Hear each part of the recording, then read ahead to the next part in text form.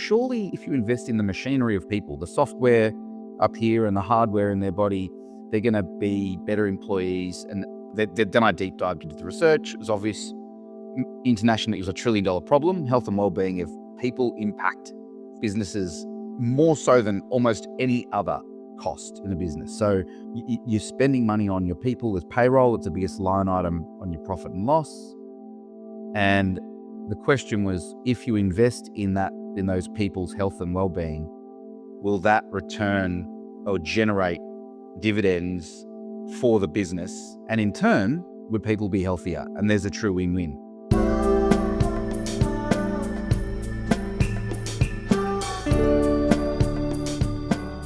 Today on It's Never About Money, I'm joined by Dr. Patrick Aouad, a neurologist, healthcare innovator, and founder, CEO of 𝐶𝐞 Health. Pat is an internationally published specialist in clinical neurology with expertise in neuroimmunology and multiple sclerosis. But beyond the clinic, he operates at the intersection of neuroscience, prevention, and business, helping organizations and individuals rethink how they access healthcare and prioritize long-term well-being. Through 𝐶𝐞 Health, his digital-first platform, he focuses on preventative health, mental well-being, and reducing chronic disease risk, particularly in workplace settings where poor health carries a significant economic burden. Today, we're exploring the real return on investing in your health and why well-being might be the most undervalued asset in modern life. Pat, welcome. Thank you, Joe. So excited to have you. As we discussed pre-show, the idea of being able to use our workplaces as a medium or a way of being able to really help people with their health outcomes, both at work, obviously, which has a benefit at work, but also beyond that, is really important. I just wanted to sort of start with what your journey has been to get yourself to this point into this sort of health tech area. Yeah, thanks, Joe. Look, to say it was planned would be a lie. It certainly wasn't planned. But at the same time, without sounding too epic, I feel like it was a bit destined because I'm a very curious person. And for me, it was really about following my instincts toward, using different elements of my own interest areas, which were to connect with people, to improve the quality of life for people and find fulfillment through my professional life that way. With a deep interest in science growing up, I went down the pathway that connected those two things, humans and science. Medicine sort of fulfilled that bucket. Having said that, I have always been interested in the way things work generally, whether it's how a car works or how you get to the moon and stuff like that. I've always been a very curious science sort of focused person. And then in pursuing neurology and neuroscience, I found a great degree of sort of passion, and it's quite a mystery box of brain, so to speak. It doesn't make intuitive sense, like your bones make sense. Your skeleton that holds your body up, and your heart makes sense. It pumps blood round and around, but the brain's quite a sort of non-intuitive organ that you wouldn't know evolutionarily that you think and dream with your brain. You wouldn't know it. It's just not obvious to start with. So we had to discover this stuff through a lot of scientific exploration and research and trial and error, and we got there. It turns out your brain controls everything, and what I found fascinating in the early days was this nexus, this connection between the brain being the place that helps you walk, move, speak, smell, taste, but also the place that makes you dream and feel and aspire and suffer. It's all in the brain and the mind are the same organ. So that for me was really a sort of a revelation around how does this organ dictates your quality of life in so many ways. And so from there I became a neurologist, which is obviously a highly specialized field in medicine. And the areas that we focus on are what a lot of people know about, things like stroke, Parkinson's disease and epilepsy. Multiple sclerosis, you mentioned, is an area that I delved into more deeply, and I have a lot of MS patients, and it's been an amazing career to help solve very important medical problems for people in the prime of their lives. But I had this itch around sort of how can I explore creatively and more systemically in a structural way improvements to accessing care? How do we upstream before people end up, taking many, many sick days off, and they're impacting their family life and impacting their entire, many years sometimes of their life? You get one shot at this. So I started to explore other ways of accessing healthcare. So that I started off with, my entrepreneurial journey started off with medical education, which was a very light step, sort of a comfortable, safer step, which is where I was imparting knowledge and expertise and experience to specialists coming through the system to help them get through, which is a real challenge. It's getting through medical training is hard enough, let alone specialist training. So there's a lot of hurdles, and I got through mine, and I, with some colleagues of mine, we got together and we started helping educate specialists coming through. And I checked the other day in our system, there's over 2,000 medical specialists that we've educated in some way over the last decade through that. So that's a legacy that I'm proud of and continue to invest in and be part of. And then from there, I thought, this isn't what's the next step in business? I see people doing a lot of business. To be honest, I saw a lot of people that probably weren't as dedicated to a cause or a real solution necessarily, but they would see business for the dollar.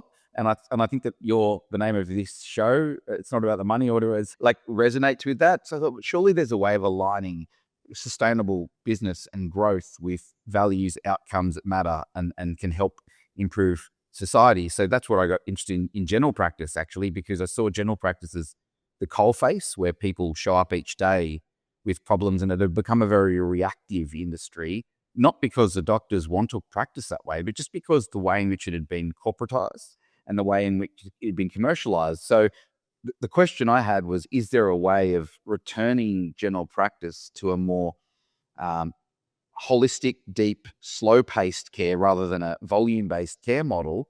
And would that lead to better outcomes? Is there a way of doing it, and is there a way of doing it that makes it more accessible for people? It turns out that at the end of the day, there's a government that supports it and there are people that subsidize it. And it's been like that for many, many years.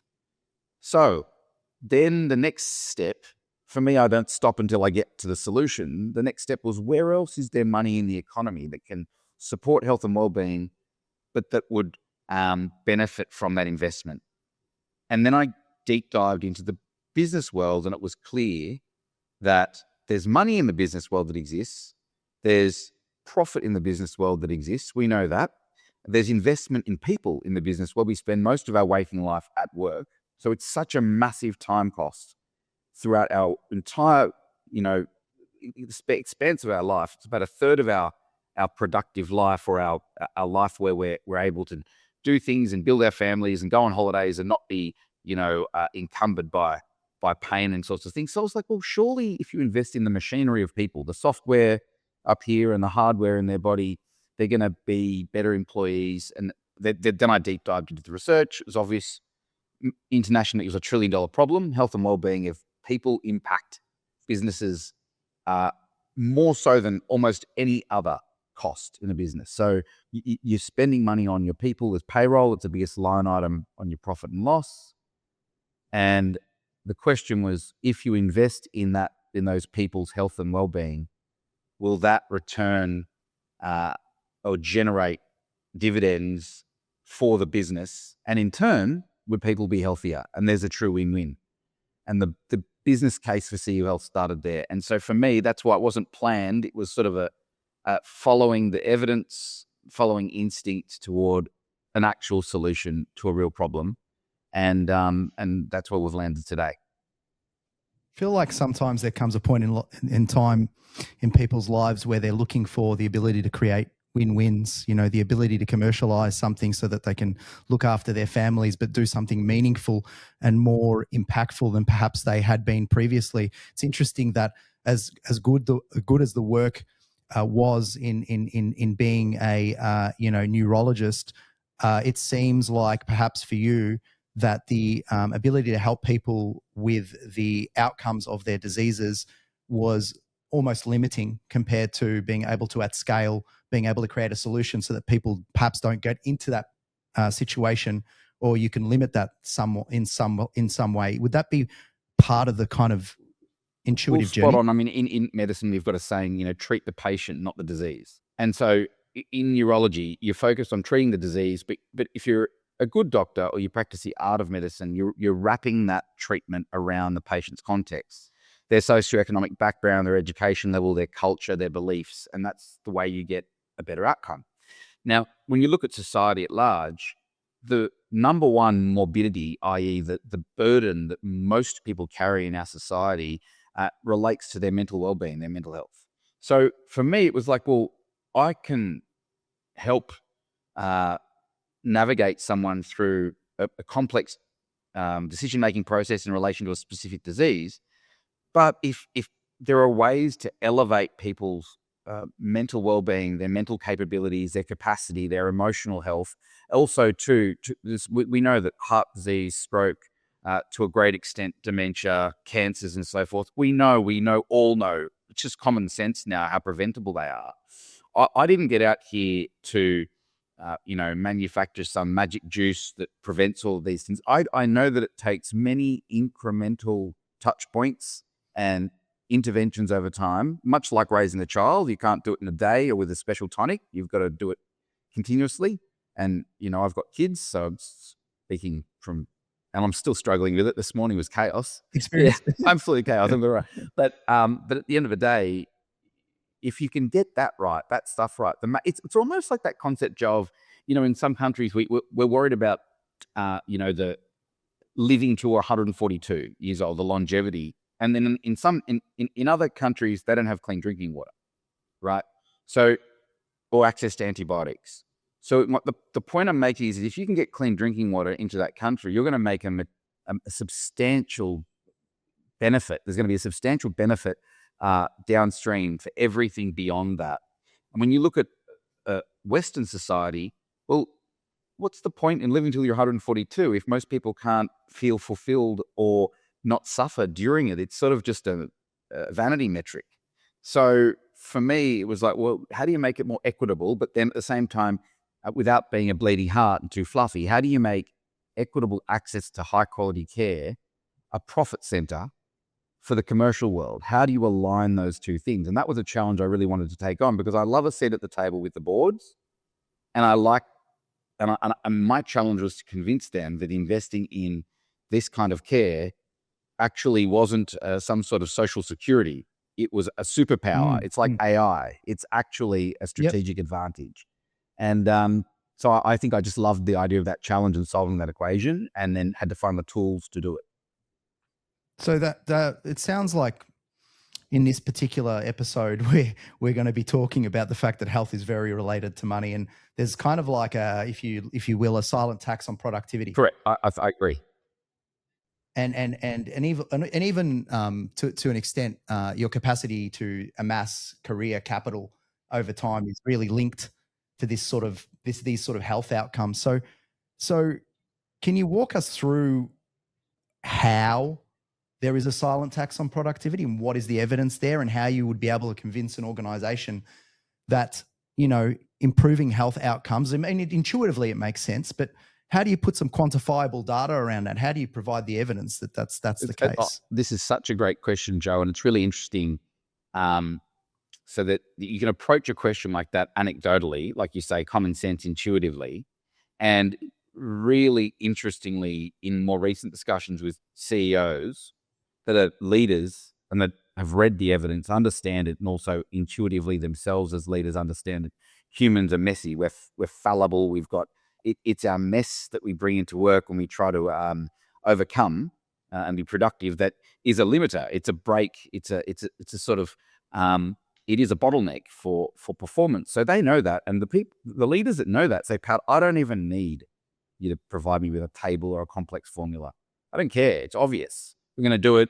It looks like it's value. It's cost effective. It aligns with budgets. We can take a little bit from over here that maybe we were investing incorrectly, and I'm really loving seeing that, because to me that's actual intelligence and wisdom combined, and then just making decisions. Yes. Because the efficiency of decision making is also a superpower. If you can make effective decisions efficiently, the sunk cost that you recover through because the bureaucracy of metrics and data itself is actually a bit of a joke, but unfortunately, large organizations rely on that for governance, require it. So then you move on to, okay, well, if the top line is not sufficient, you then need to get into the trenches and roll your sleeves up and provide something substantial, even though it's obvious. And one of the things that I think humans struggle with is it's frustrating to have to prove what we know to be true.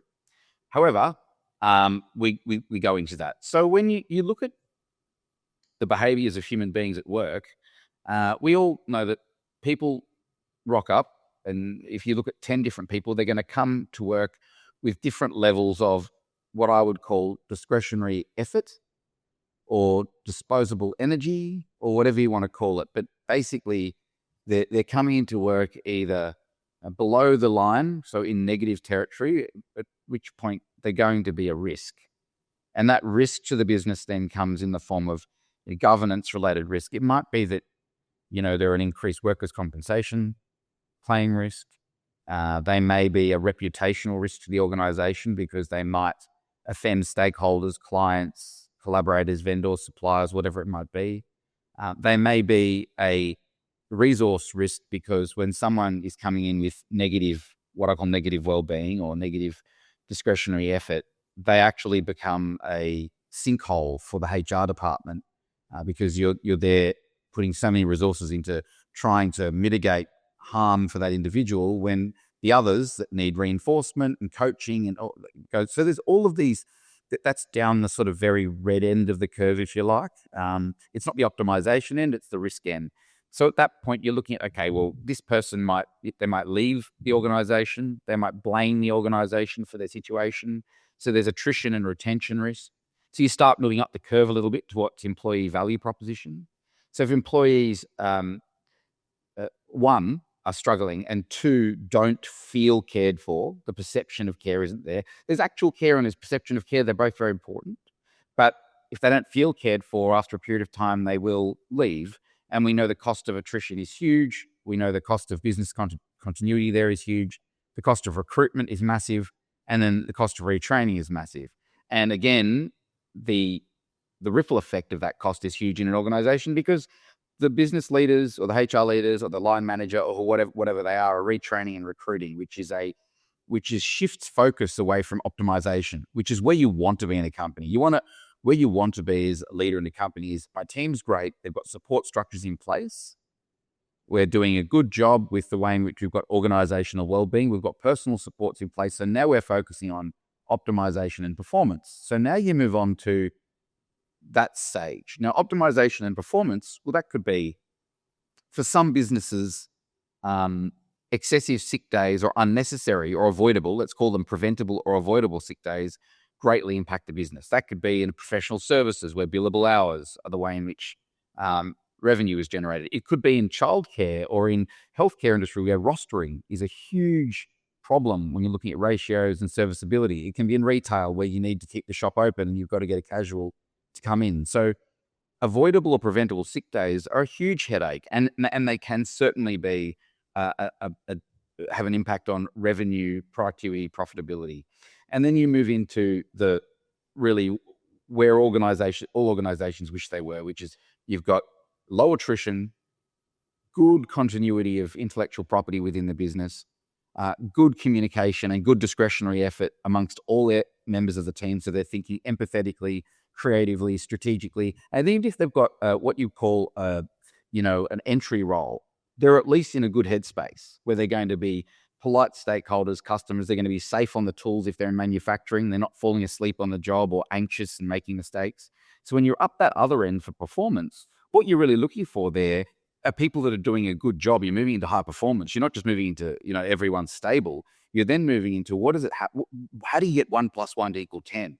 That's when you can play into people's strengths. You're able to call on people to do extra for you when you need them. It's much like a good footy team where everyone can rise to the occasion when they feel like they're connected. They can close their eyes and pass the ball and know that the other person's going to catch it. If there's no internal politics with the coach and the captain and the management team, that's when you really see things fly. And what's remarkable is that this concept of empowering businesses through optimizing your human capital, which is a very economic way of saying looking after your people in a decent way, it's amazing how slow the understanding of that, what I call wellbeing economics, has been understood. And I think that's a throwback to the industrial age where you had a job, you get out there, you be grateful for it, you take your pay home and you cut some bruises, don't complain to the manager. And we've gone over 100 years from that world to a world now where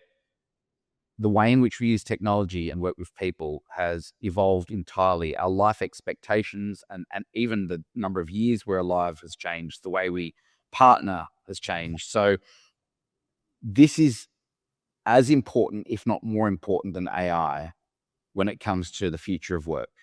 And I've come to understand that through this mission that's evolved in front of me that now we are trying to, do our part for. And hopefully we're not just producing a product that works, but generating almost a science or a vertical or a category that needs to be understood and prioritized at the highest levels. There seems to be, help me reconcile this idea. I think that there are some industries, not all industries are born the same. Not all organizations are the same. And there seems to be in some, and I'm sure you've met some of these people as well. I've met many of these individuals, that high achievers, there is almost they are paid for their resilience. They are paid for their capacity to work outside the defined hours. They are paid, and they know that even though they are told that their job is 9 to 5, they know that their job is 9 to whenever it is it takes to get the job done. And there is a huge amount of reputational credit and accolades that come with the job. So it's not a case of you're making me work late hours, I'll go and find some other place or find another job. It's a case of I need to make this work because I know there aren't that many other opportunities.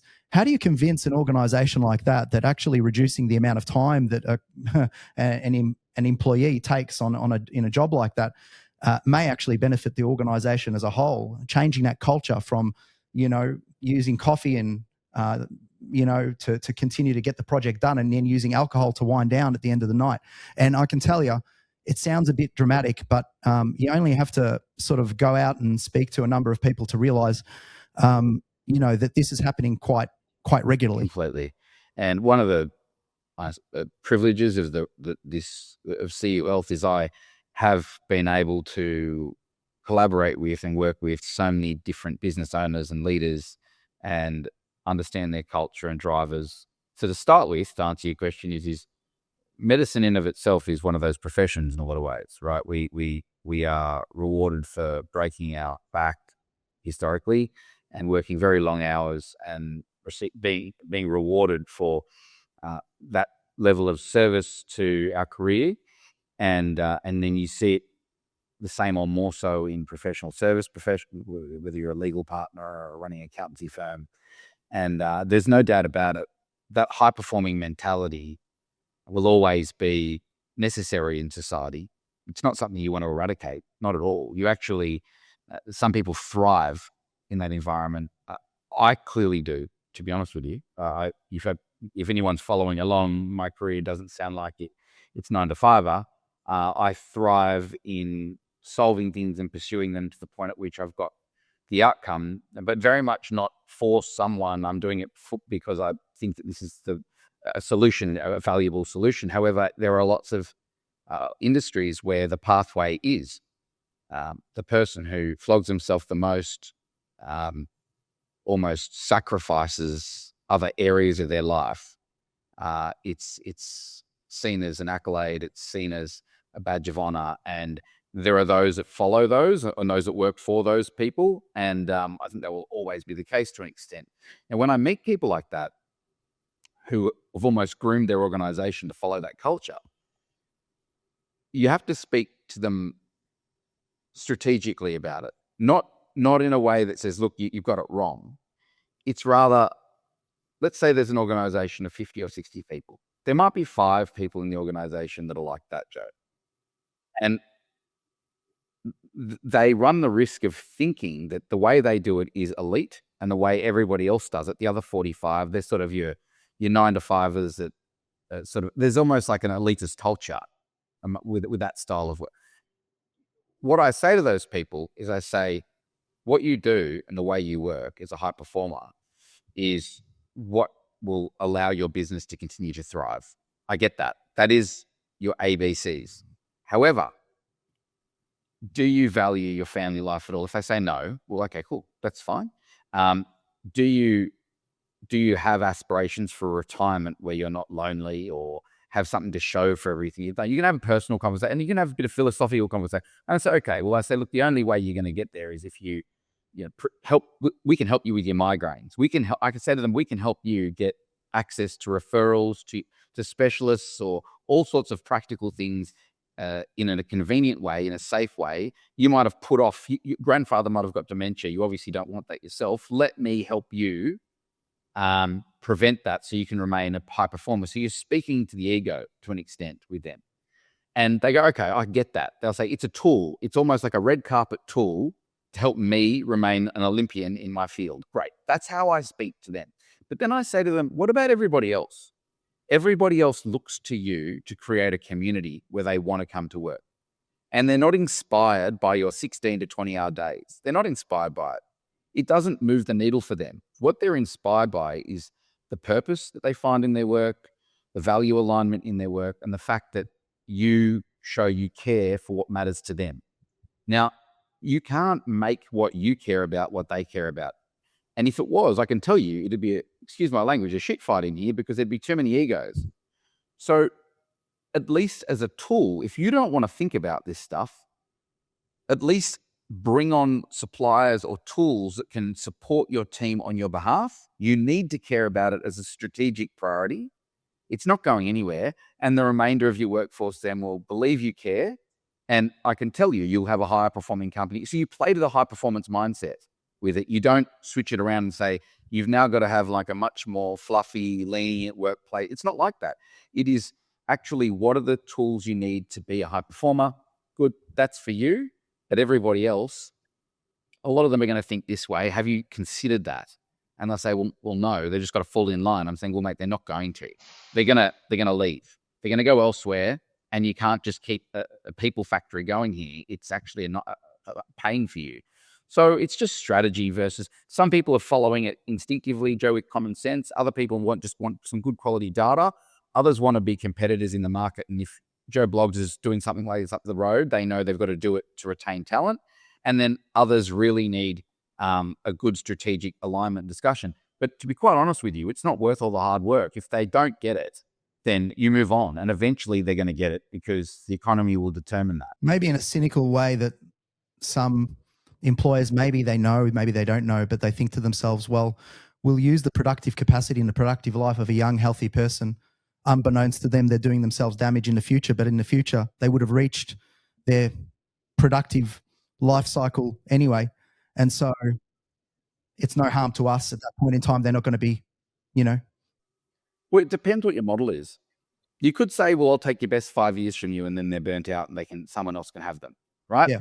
Now, let's just be really cynical now, put that hat on. So I'll take your best 5 years and then someone else can have the leftovers.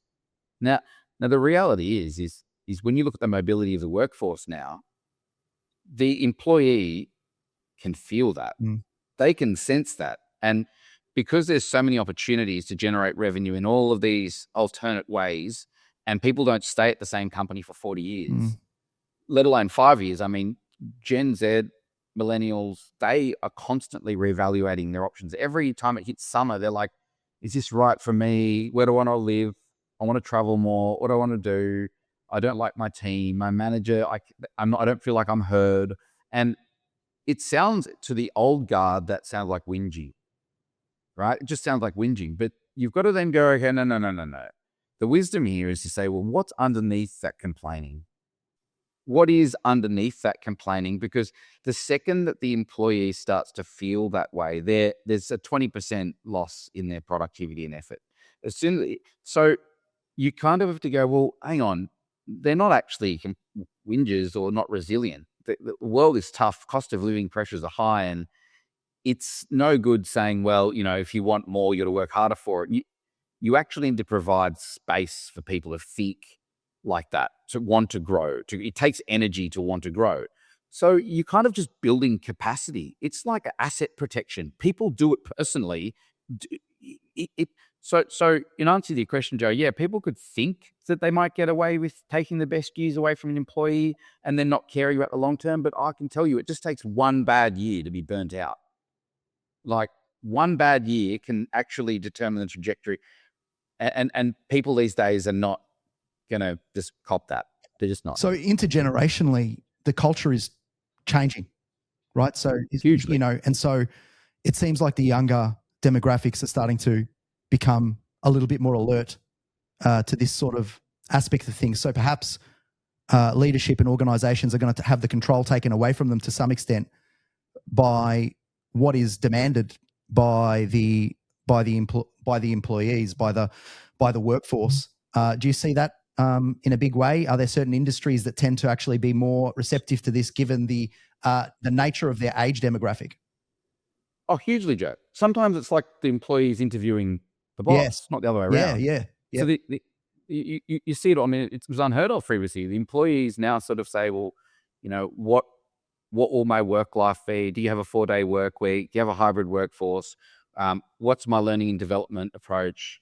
What are the values of the company? So there's actually this really interesting thing happening where it'd be reasonable to say that in Western society, it's the age of the individual, right, rather than the community. But oddly, people want connection and community. They want it. They just don't know that they want it, but they're actually searching for it in order to make themselves feel like they've got purpose and meaning. So they're not applying for a job with a role and responsibility. They're applying for a job with a role and responsibility within a larger work community. It's how it, and they're looking at that and they're looking at Glassdoor and getting, these websites and getting feedback from other employees that have been there. And also when you look at the industry sectors, which is a great question. So we probably saw first and foremost the tech sector adopt this mindset. And that came out of the US when large amounts of capital are raised and then they're building teams and they're trying to attract and retain talent. They started with everything like foosball table and kombucha tap and Wellbeing days. And then Google were going to freeze eggs for women who are looking to look at fertility options in the future. So you saw it come out of that. And there was obviously ESOP and equity options and these sorts of things. So there's so many ways, financial incentives, wellbeing incentives, lifestyle incentives to attract talent. Australia's going to be behind, so to speak, in that mentality. Even when you raise capital here and you're looking for, and investors ask you questions, they don't so much sort of say, well, they don't invest as heavily in the team. They want to see runs on the board, like this is numbers often. Whereas in other countries, America and then Europe secondarily, they kind of go, well, who's the team? You've got to get the best talent. If you get the best talent in, then they will solve any problem that arises. So for them, talent de-risks the forecast. Whereas we sort of a bit more conservative here, to a fault sometimes, where you actually don't take chances and then you don't have any progress. Now, the tech sector started that. Then professional services were second, because professional services, whether it's your big KPMG, Deloitte, PwC, EY, they are using human beings, human capital to produce stuff all the time. And we know analysts have very, very tough lives when they start out and they want to progress through to partner, and they're using AI more and more, but it won't replace all the human beings or replace a proportion of them in those roles. And they worked out that sick days, billable hours, competition wars between firms, it was who could have the best employee value proposition. And employee value proposition is a great acronym because it literally means, what is the value proposition for? Is it remuneration? Is it because the walls are painted in rainbow? Is it? Everyone tries to work out what it is. And that then slowly it's feeding into legal, and legal's getting there. We work with a lot of legal, but because it's a really traditional profession, the partners sort of like, seriously, they're a little bit like, oh, can't they just suck it up sort of thing? But I'm seeing more and more partners and CEOs understanding this. And where it's really, really fascinating and where I'm most proud of is I'm seeing this understood in strata management, for example. I heard a statistic somewhere in like 20 years, 50% of Australians will live in a strata managed complex. So there's more and more requirement to manage these places where half the population will be living. And that's a tough role, and it's not particularly highly paid. These people are going into quite hostile environments often to resolve problems. And in that industry, retention is sometimes like 50% annually. You're just seeing staff come and go, and they think the grass is greener somewhere else, but it's not. And it's like, well, what do you do to protect those people? So it's moving then into areas of strategy for retention, where it wasn't about just pure talent wars. It's now moving into safety and prevention and protecting the workforce and demonstrating care. And the last bastion will really be in your manufacturing construction. And again, I'm seeing that starting to come through. We're partnering with engineering firms. We've just started in construction a bit, but that's always been about safety, like hard hat, steel cap boots. But we know that mistakes don't happen on site because people aren't trained properly. Mistakes happen on site because of poor sleep, mental health issues, substance abuse, poor chronic disease management, diabetes that hasn't been detected yet. It's not that someone rocks up and is irresponsible and doesn't chuck their hat on. It's that they're not on the ball. They're not cognitively in a position to run the job the way it needs to be run. Yeah. So therefore, it has a place there too. So it's becoming a no-brainer, but unfortunately, the profit and the budgets historically haven't factored this in as a really obvious place to invest. And so that's the bridge that we're crossing now. Yeah, so like it sounds like it might be a bit basic, but you tell me if it is, the idea that the younger industries with a younger cohort, industries that have a less replaceable workforce where there's some secret sauce in the employees that they have, they are more likely than not to be amenable to this idea. Then would that be a fair assumption? And would you say then that means there's a propensity to be able to target white collar over blue collar, or is that too simplistic? No, I think that's a great line in the sand to start with. I mean, when we launched CU Health, we had to sort of almost like expressions of interest, you sort of like gauge. And I think that younger working populations and professional services just made sense. There was a bit of infrastructure in place. There was a bit of, there was a bit of pavement to walk on already because there's a bit of work that's been done in the space.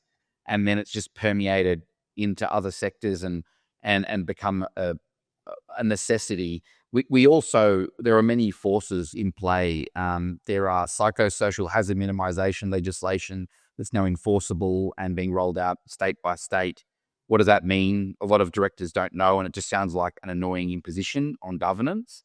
Fundamentally, what it is that it's to say that all businesses, and particularly those that are growing and larger, have a very specific responsibility to have systems, processes, and supports in place that offset the chance of an employee having a psychological injury in their workplace.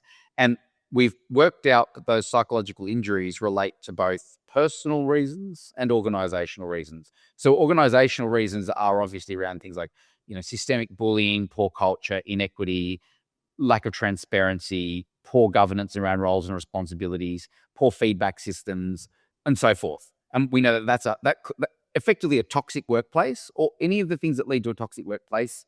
And then there's the other side of it. You've got people that are coming in with their own trauma, their own physical health, their own mental health issues, whatever it might be, or developing them. And if you don't help people from the inside, you're also going to hit a wall. So there's two things. There's the organizational well-being and there's the personal well-being. And when they're both looked after, you actually start to see the lift and the risk removed. So that's a strategic framework to help make these decisions within.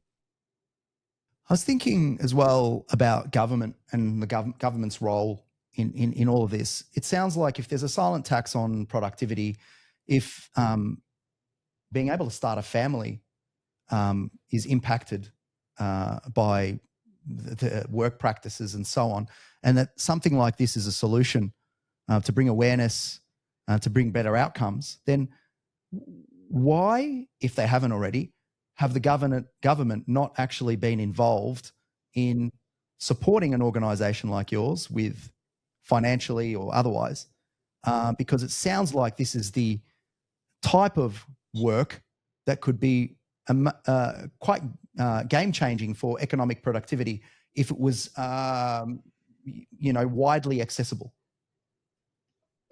I'm really pleased you asked that. I didn't plan it. You didn't plan like this. No, we didn't talk about this before. No. I just a deep breath on that one. So the very first time that I put together the most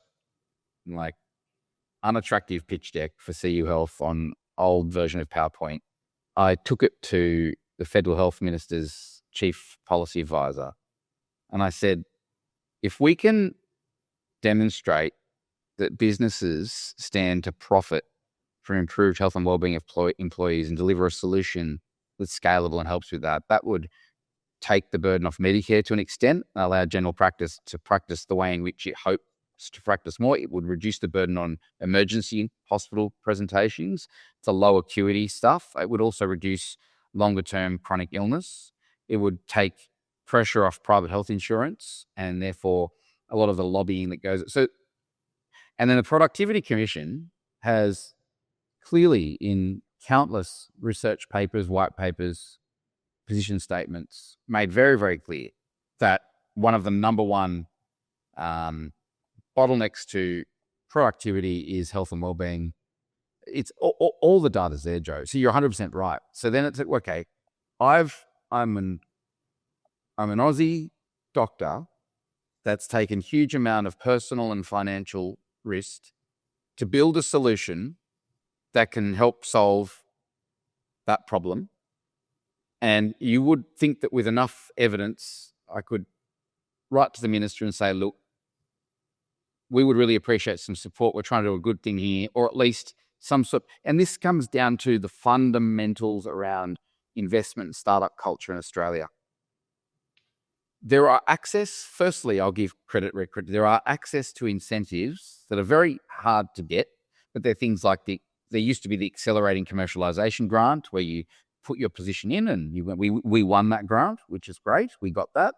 It takes months and months. So whilst you should be working on the solution, you're busy doing paperwork, but that's the hurdle you have to overcome. Then the next thing is there are R&D tax credits, or tax incentives where you get back some money that's put into research, which we've done, and we claim that credit annually after doing a lot of work and submissions. And it's certainly not startup friendly to get through, but I welcome it. I don't honestly have any more time to lobby for, and if it was lobbied for, it's through pathways that are exhausting, pre-budget submissions, and you kind of like when you're literally putting something together brick by brick, you don't have the resources at hand to go through the bureaucracy you've got. And the other thing as well, Joe, that's interesting and a little insight is government itself, which employs one of the largest employers in Australia, I think ultimately the largest employer in Australia is the government. They have an obligation and a mission statement around the health and wellbeing of their employees. And we certainly have been approached by government, and it starts with local council because the decision-making is more agile. But as you move up toward federal government, there are panels you've got to be on to be a endorsed provider and supplier. The irony is a solution as advanced as ours should just jump to the front of the queue. But we need years and years in market and so many different certificates and things, which we've got. Like we work with ASX 100 companies, but the reality is the bureaucracy in order to get to the point where we can actually help government employees with an ethical, tax-effective, I'm 100% sure that taxpayers would prefer CU Health to be looking after government employees than other things that the government are ridiculed for wasting money on, like changing stationery each year and all this other fluff that happens when people change titles and roles and restructuring. So this is a true frustration point, the nexus between private industry and taking risks and having a go and employing people and building the economy. And then the government, I mean, I expect a phone call, to be honest with you, that just say, appreciate what you're doing. So we need advocacy. I probably do have enough supporters now to pursue that. And probably in a year, we'd be in a position to put some headspace toward that, to create the data that substantiates a solution for the Productivity Commission's reports and says, great, we've got all this data, no one's solving for it.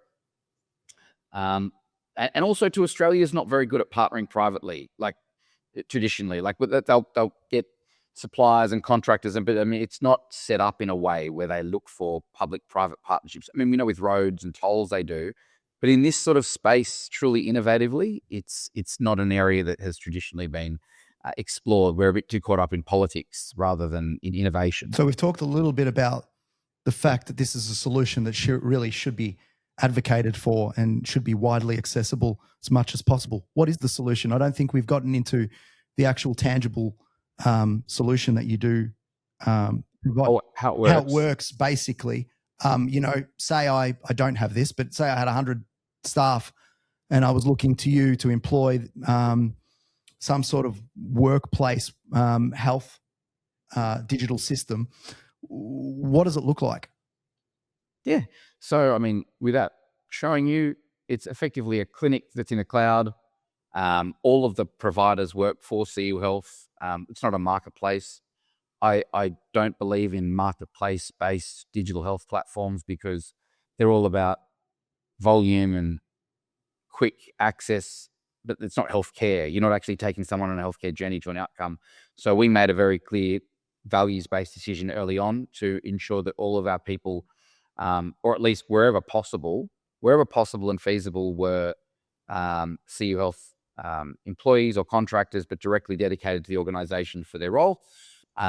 There's our 5 actual key pillars of care are general practice, dietetics and nutrition, psychology, health coaching, and we've got executive and performance coaching as well, which is a combination of that executive leadership coaching and psychology. We've also got support around fertility and family planning.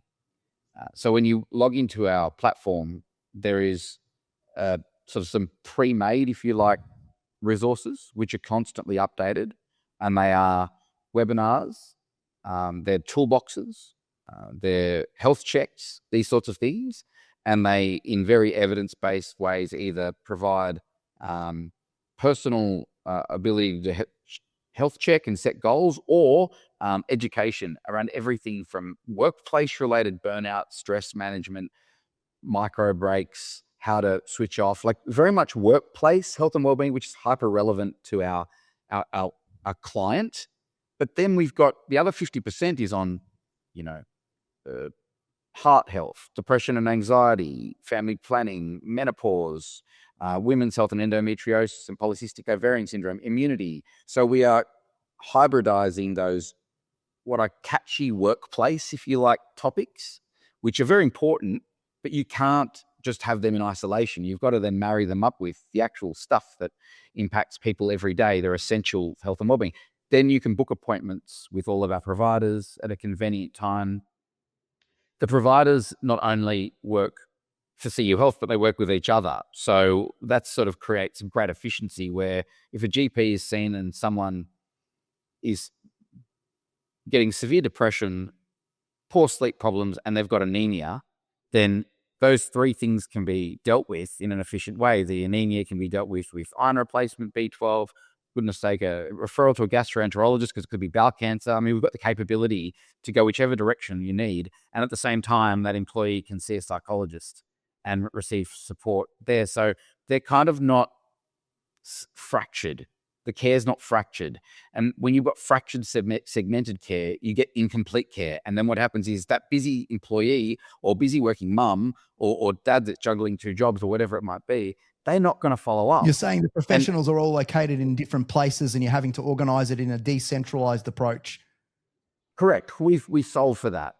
So one of the big problems with Australia has great providers. We have a beautiful country with amazingly trained providers, and so this isn't. I'm not here to discredit the system. I'm part of it. It's a great, but the issue is the complexity of logistics often and the continuity of care. So you have a lot of incomplete episodes of care. So someone will start something and they don't finish it. So therefore they've paid money, they've paid time, but they don't have an outcome. And then eventually they get there, but sometimes it's much later. So, and then you've got more complications. So CU Health centralizes it in a digital first way and helps people navigate through that health and wellbeing journey. And I'm really clear on this. It's not just for executives or partners. A lot of players out there, so to speak, are going after the executives and former. We are for everybody. So, and for me, my view is you're only as good as the sum of your parts. It's no good being elite at the top and whatever. So when you log onto the platform, there's all that access and you can customize it the way in which you want for the company. Whether it's 5 people, 5,000 people, we will customize the solution and platform, and it runs very efficiently alongside everything else in an organization. And we, or a business, small business or a large business, and everything is encrypted, confidential and private, obviously, which creates a high degree of trust. So for the employees themselves, there's Chinese walls in terms of like what they disclose and what their employer is able to access and all of that, right? Absolutely. I'm the founder and CEO. I don't have access to an individual. Yep. So, but then the data is available to the employers at a broad data on. Oh yeah, at a pie chart level. What sort of data? What sort of data does the employer actually have? So it's it's the macro de-identified stuff that they're interested in, which is starting very simply. What are the utilization rates across the different areas? Psychology, general practice, blah, blah, blah. How many individuals as a proportion of the organization are accessing care?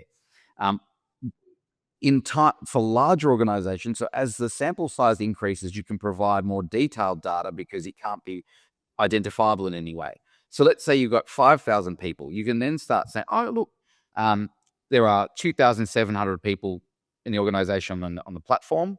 1,100 identify as female, the other male. We've had 27% of those engage with burnout-related resources and information. There's been 450 psychology consultations in the last quarter. The most predominant theme was financial stress, then work-related stress. So you can start to get these really, where we're heading, because we've had just enough time, is we'll be able to say, this many people came in for healthy weight management. This proportion came in because of sleep problems, and they're now being resolved.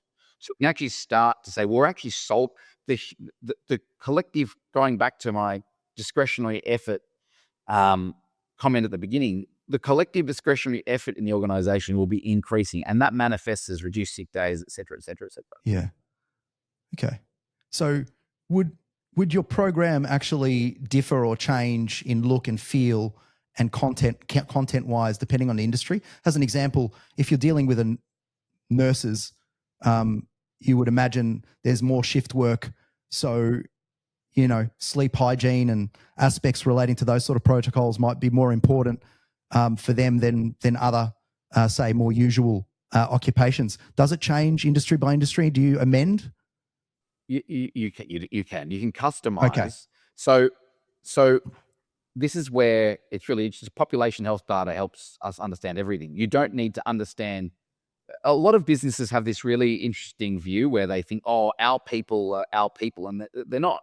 A lawyer in a tier 1 firm typically is a lawyer they're just human beings that are getting by. So when you look at macro data, we know that people from this socioeconomic background and this type of work have this proportion of problems more, so that you can actually tailor the limits and the availabilities within our platform toward the things that are more suited for that work. So obviously, if it's a female predominant workforce, whether it's say childcare or in retail, you're going to have more conversations around family planning, women's health, menopause, whatever it might be, which has become an extremely important area to support in businesses. And so we will highlight and have more availability of that type of provider and resource. Yep. I was thinking about the irony of the fact that we've sort of discovered, and it seems intuitively correct, that stress and cognitive load and a person's emotional state really influences their financial decisions, probably adversely, and changes the way they think about spending on their health and so on and so forth.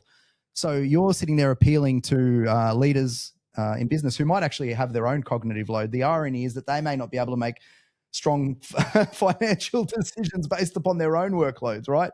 It's a bit chicken and egg. Yeah, that's right. You got to. It's interesting. There's a lot of data that shows that. Yeah, what I'm about to say is ironic. Leaders think they're data driven.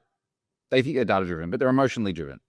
What they need is data from a governance perspective, but ultimately there's an emotional response to that data, and then on the basis of that, collective decisions are made, or alignment or coalitions are formed to put through decisions, unless there's someone that makes the decisions and everyone follows. And there's different kinds of decision making sort of processes and architecture in companies, but you're 100% right, which is why we didn't start with executive leadership coaching as a module or as a provider type in CU Health, but over time it became a necessity, because it was clear, and even the chief people officers would say to us, our leaders need support. They're under so much strain, they're isolated, they don't really have anyone else to speak to. If they're in the leadership team, no one wants to show weakness to each other. It's not like everyone leads with vulnerability in leadership positions. So those leaders need to say, look, this is going on at home, this is going on at work. We've got 15% redundancies we're going to push through over the next year due to AI. There's all of this pressure. My shareholders are seeing this. There's sentiment around this. We've got a reputational risk, was one of our managers is embroiled in a court case. All this stuff. That's not relatable to most people. And they go to bed at night and they've got that swirling around and they've got to be present at home and maybe they're unable to. So that person needs a particular form of expert to understand and go through that. And I think once you can create headspace for that leader, they then can see, if I can do this across my organization in the ways that matter for every individual, we're going to free up so much more resource. Yeah. Yeah, it makes a lot of sense. And I think, when you hear the argument, it seems like a bit of a no-brainer, but we're here to help everyone on the podcast. And say in the instance where you've got a situation where an employer is not going to play ball on this, but an employee is listening in and thinking to themselves, well, I'm in a career that's really important to me and I want to make sure that I'm able to make the best decisions for my family and best decisions in my life and the best decisions within my career. What would you say to them that they should prioritize when it comes to their own health, and how should they navigate in a decentralized way, navigate their own health outcomes if they're not getting support proactively from the government or proactively from an organization? So then it comes down to the individual. And one thing that I want to make clear to all of your listeners, because I know there's a voice in my head that says, where does personal accountability come from? What about personal responsibility? Yeah. I can hear that person speaking to me. And probably your parents too, right? Like exactly.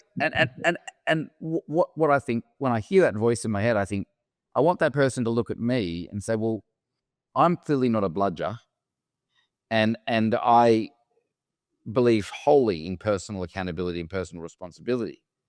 But what I know is that life is tough.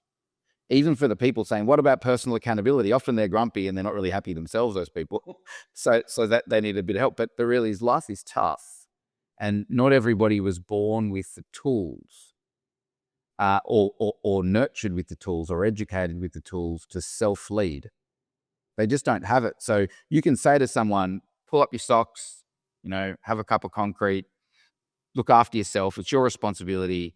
And the reality is, even many leaders, people who think are responsible, are actually very good at one or two things, but they're not very good at taking care of themselves, which ends up affecting everyone around them, their employees, their kids, their parents. So a lot of things are a facade, right? What's going on below the surface. Everyone sees the tip of the iceberg. That's the persona. And underneath the tip of the iceberg in the water is the human being. And quite frankly, as a doctor that's seen thousands of people and worked in the healthcare space for 20 years, and runs organizations in this space and sees people at their most vulnerable, even the most stoic people that that drink accountability for breakfast, they need support. Everybody needs support at different stages and phases of their life. And so when it comes to that individual that doesn't get support from others, I would simply say to them that this is the hierarchy of things you need to prioritize. Your sleep. Sleep is so important. It impacts your mood, your neurochemistry, your capacity to function properly, your immune system, your decision-making, your ability to communicate with others. Sleep is a priority. Secondly, exercise. Now, exercise is not everyone has time for. So it's important to understand that getting your heart rate up and having that aerobic burst, even if it's 15 minutes a few times a week, that blood circulation does something to your neurochemistry, to your cancer risk, to your heart risk. So just do that. The third thing is really simple. It's to get lots of leafy greens and fiber in your diet and avoid saturated fats. That's it. Everything, if a whole society did those things, unfortunately, people are spending so much money on supplements and hacks and ice baths and all these sorts of things to find the holy grail. But those three things, now, if you have trouble sleeping and you can't do it because of your anxiety, someone will say, well, great, I want to sleep, but I can't. Well, you need help then. There's no special trick. You need guided support toward that. It's not Valium. It's not temazepam. It's not you need help. But they're the three things. So if you then want to go and get help and spend a bit of time, spend it on working out how to sleep better, create time to get the motivation. And if you can't have the motivation to do 15 minutes 3 or 4 times a week, then you need motivation coaching. Like whatever you need to unlock that, it's a worthwhile investment. I think that's great because it's a great segue into the fact that we've got a episode with Jackie Bowker, a nutritionist. We've got a episode with Bevan Isles, the exercise expert, and we've got an episode with Simon Jewston, a specialist in sleep. And those are the three three aspects. And you can start with that and then move on from there. But I was just thinking as well, retirement planning is something that's come a long way over time. The idea about people actually really focusing early days on money because of the compounding effects of making, value judgments and contributions and so on, and making sure that they pick the right investments and all of that, and really early, right? So that they can actually intentionally have an end outcome that is compelling and is meaningful to their lives. Money seems to be very important to us, but seemingly like health becomes a bit of we know it's important, but it seems to lag behind monetary decisions. I almost feel like a financial advisor is sought more so than a doctor in some ways. So the question that I have is, where is healthcare going? And are we going to actually see prevention starting to look like the new retirement planning? That's what I'm hoping. It's a really interesting question. I think that when you're youthful and you're making these financial decisions to have enough capital to enjoy your retirement, you're making them when you're much more able-bodied. And so you sort of transpose this vision of yourself being like, oh, I'm going to fly only business class when I retire. I'm going to go to these places and I'm going to go to the Galapagos and do this in Antarctica and watch the whales and all this sort of stuff. But you're sort of manifesting yourself into this space when you're 65, 67, 70, and you're useful and you make. So I think that the number one way to enjoy, again, I think it's about communication and telling the right story. It's got to be both emotionally relevant and evidence-based. And so if I were to think about this, when people go on a holiday and they enjoy it, or they or they're playing golf even, like my patients that play golf, the number one thing that gets in the way of their golf is back pain or some injury, something, right? So if you said to them, your back or your skin cancer that you now can't, whatever is going to get in the way of your beloved golf, then they'll go, oh, there's no point having that much sitting in the tin if I can't actually get out there and enjoy it. That's very obvious. The other thing is, if you go on a holiday and you get gastro, it ruins a holiday. And I'm not saying you can prevent that. Well, you can in a lot of ways. But the point is I think that people look at a lot of things with rose-tinted glasses where they're sort of imagining the best of every situation and it just turning out that way. But often the thing that prevents you from getting the best out of it is your well-being and your health. And I would even, and this is just me having a guess here, I would even say your mental health is the number one thing you need to learn how to improve to enjoy money. Because there are so many people that spend money on amazing things thinking that that will give them happiness or the reward. But it's actually the people that are having a laugh in economy that are enjoying it the most.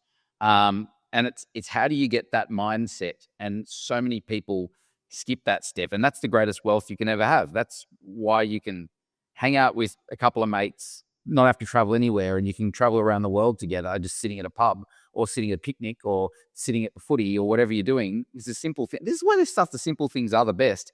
People, they think that is laughable. No, money's great. Don't get me wrong. But if it's not paired with the right headspace, you might as well, give it up. You've almost answered it. But my final question really is, and I'm sure in being in health yourself, you would have thought about this, but touch wood, you have many, many more amazing years left. But if you only had 1 year, what would you do with it? If you only had 1 year of good health? I would probably spend half of it traveling around the world with my kids and just creating memories with them. All kinds of memories, passing on everything that I learned from my parents that I value and all the things that I've learned in my life. And then I'd spend the other half doing really simple things with them, because I don't want them I wouldn't want them to assign value to just needing to keep doing stuff all the time. This is beautiful. Enjoy cultures. Don't judge people based on their background, their religion, all of that stuff that makes them worldly, and think broadly about things and deeply and find their passion. And then I'd spend 6 months just playing board games and walking down to the local beach and doing simple things so that they learnt to feel happy being simple. That's cool. That's amazing. And there's always a tension between what you're doing now and thinking about the fact that we're not immortal, right? So bringing in some of that stuff into our now is always, if we can. Yeah, honestly, thank you so much for today. We've packed in an immense amount of information in a very short amount of time. And I think super, super valuable for anyone listening, whether they are an employer, a large, small organization, or whether they are a staff member of a small, large organization. I think there's plenty useful amounts of awareness, and also useful strategies that they might be able to employ as well. So I really thank you for coming on and taking the time with us. It's been great. Thanks, Joe. I appreciate it. Really appreciate your time. If you have resonated in any way with the sentiments of this podcast, we would be delighted to direct you to our website, www.itsneveraboutmoney.com.au, for more free resources and education aimed at improving your capacity to make sound financial decisions for the benefit of your family. We wish you every success, however you define it.